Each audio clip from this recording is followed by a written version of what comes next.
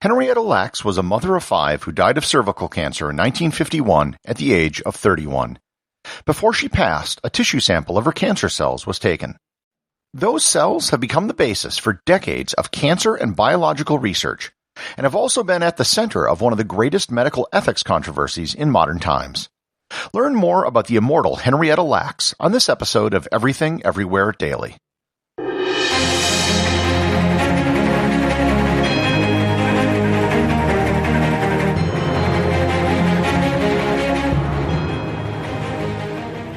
This episode is sponsored by CuriosityStream. If you're a regular listener to this podcast, you definitely are a person who is intellectually curious. If that describes you, then you need to get a subscription to CuriosityStream. CuriosityStream has documentaries on a wide variety of subjects covering almost everything you might have an interest in. You'll find dozens of shows on economics, history, biology, technology, physics, culture, and philosophy. Plus, they have tons of original programming which are being released on a regular basis. Best of all, you can get a year's worth of CuriosityStream for only $20. And that's not $20 a month, but $20 for a full year. You can watch CuriosityStream on every major streaming platform, as well as on the web and via their mobile app. To start your subscription, just visit CuriosityStream.com. Once again, that's CuriosityStream.com. Henrietta Lacks was born in 1920 in Roanoke, Virginia. She was an African-American woman whose mother died when she was 4 years old, giving birth to her 10th child. Her father was unable to raise 10 young children, so Henrietta was sent to live with her grandfather. She was literally raised in the log cabin which served as the slave quarters on the plantation which was once owned by her white great-grandfather. Her grandfather was a tobacco farmer. Henrietta went to school at a segregated school for blacks and dropped out after the 6th grade so she could help on the farm. She had her first child at the age of 14 and her second at the age of 18. She married her first cousin, who was the father of the 2 children, and they proceeded to have 3 more. At the age of 20, they moved to Turner Station, Maryland. Her story up until this point is actually not that remarkable for the era and the place. People had children earlier back then, and marrying a first cousin wasn't unheard of in the rural South. The particulars of this story really began in January of 1951. She told her relatives that she felt she had a knot in her womb. They told Henrietta that she was probably pregnant, which in fact she was, but there was something else. After she gave birth, she suffered severe hemorrhaging. In August of 1951, she was referred to the Johns Hopkins Medical Center, which was one of the only places where poor African Americans could go for medical help at the time. It was there where she was diagnosed with malignant cervical cancer. On October 4, 1951, at the age of 31, she passed away. As sad as the story of a young mother of 5 passing away from cancer is, this is really only the beginning of the story. While Henrietta was in the hospital at Johns Hopkins, they took a tissue sample from her tumor.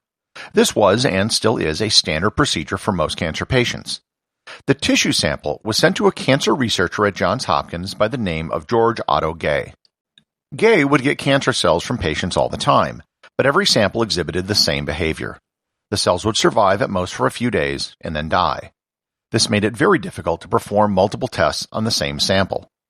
Multiple tests would require multiple tissue samples. The cells from Henrietta, however, were totally different. Henrietta's cells wouldn't die. They were capable of dividing indefinitely. They were the first immortal human cells ever discovered. Gay began an entire cell line from a single one of Henrietta's cells. This cell line became known as the HeLa cells, taken from the initials of Henrietta Lacks.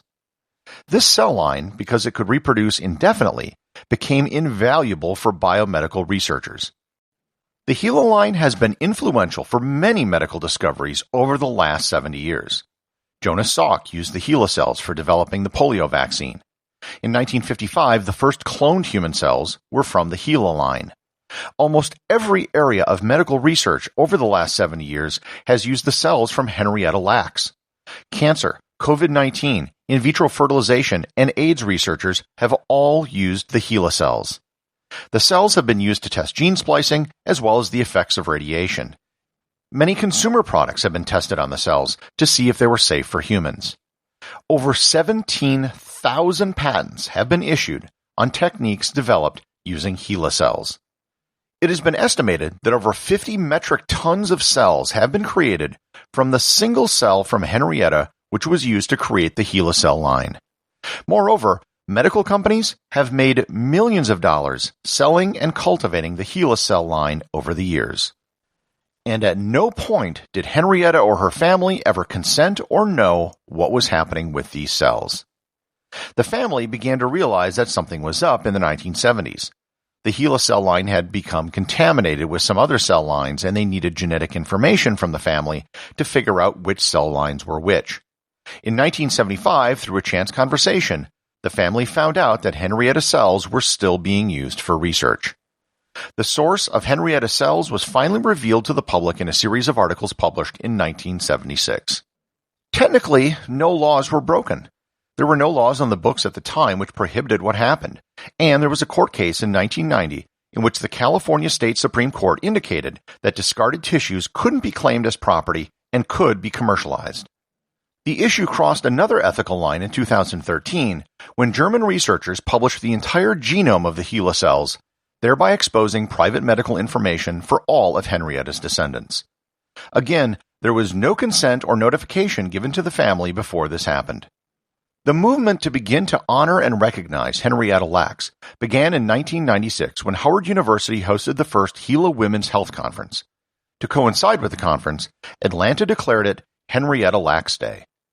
In Turner Station, Maryland, where she lived at the time of her death, there are annual events to celebrate Henrietta Lacks.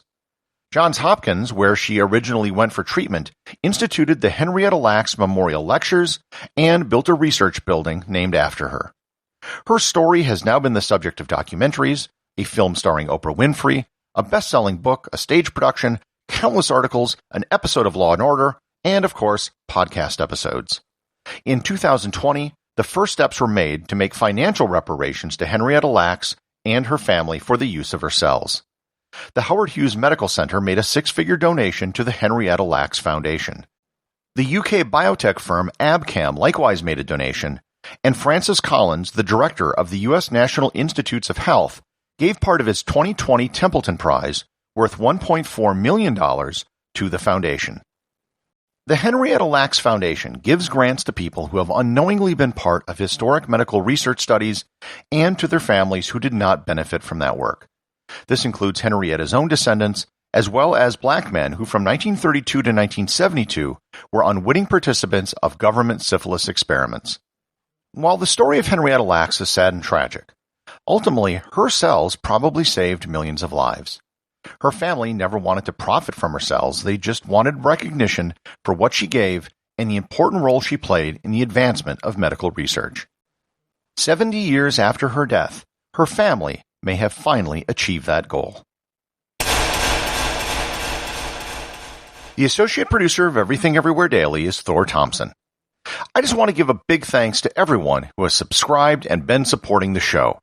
I've now done over 300 episodes, and sometime in the next few days, I'll be celebrating 500,000 downloads since I've launched the show.